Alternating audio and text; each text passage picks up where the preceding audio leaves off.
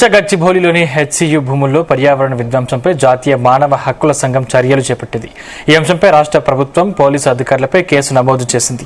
ఈ విషయంలో గతంలో ఎన్హెచ్ఆర్సీలో ప్రముఖ న్యాయవాది రామారావు ఇమ్మానేని పిటిషన్ దాఖలు చేశారు. ఈ మేరకు చర్యలు తీసుకున్నట్లు ప్రభుత్వం పోలీసులపై కేసు నమోదు చేసినట్లు రామారావు ఇమ్మానేనికి ఎన్హెచ్ఆర్సీ తాజాగా లిఖితపూర్వకంగా సమాచారం ఇచ్చింది.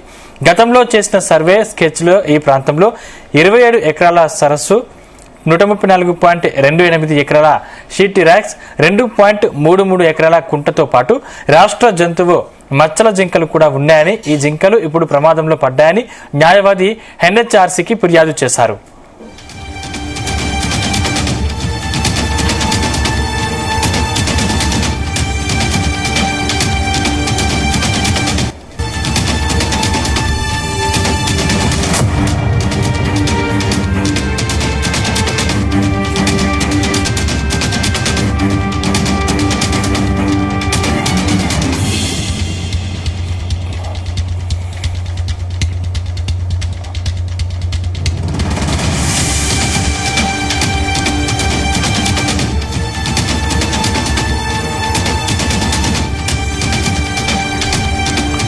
కంచగచ్చిబౌలిలోని హెచ్సియు భూముల్లో పర్యావరణ విధ్వంసంపై జాతీయ మానవ హక్కుల సంఘం చర్యలు చేపట్టింది.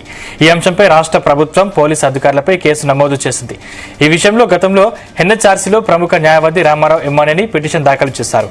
ఈ మేరకు చర్యలు తీసుకున్నట్లు ప్రభుత్వం పోలీసులపై కేసు నమోదు చేసినట్లు రామారావు ఇమ్మానేనికి ఎన్హెచ్ఆర్సీ తాజాగా లిఖితపూర్వకంగా సమాచారం ఇచ్చింది.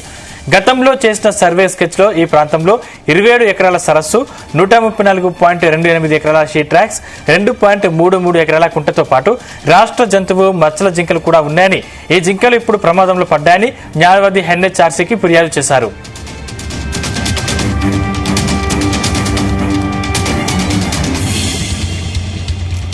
ఇదే అంశానికి సంబంధించిన మరిన్ని పూర్తి డీటెయిల్స్ మా క్రైమ్ బ్యూరో చీఫ్ రవితేజ అందిస్తారు. రవితేజ,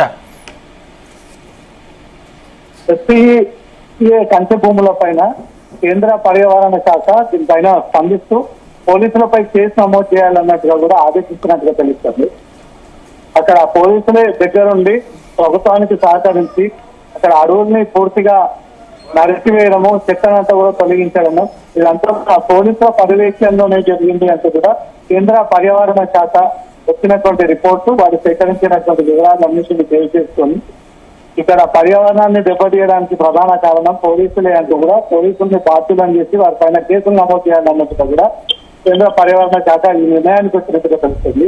వచ్చే గచ్చిబౌలి భూముల వ్యవహారానికి సంబంధించి చాలా మంది పిటిషన్లు సెంట్రల్ ట్రిబ్యునల్ లో కూడా, గ్రీన్ ట్రిబ్యునల్ లో పిటిషన్ దాఖలు చేయడం జరిగింది, సుప్రీంకోర్టులో కూడా పిటిషన్ దాఖలు చేయడం జరిగింది.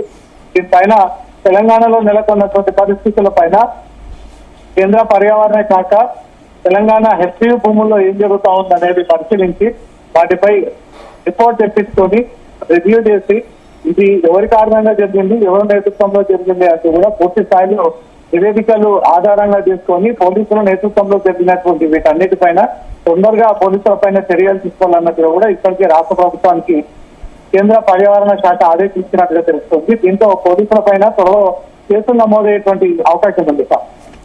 Thank you Raviteja.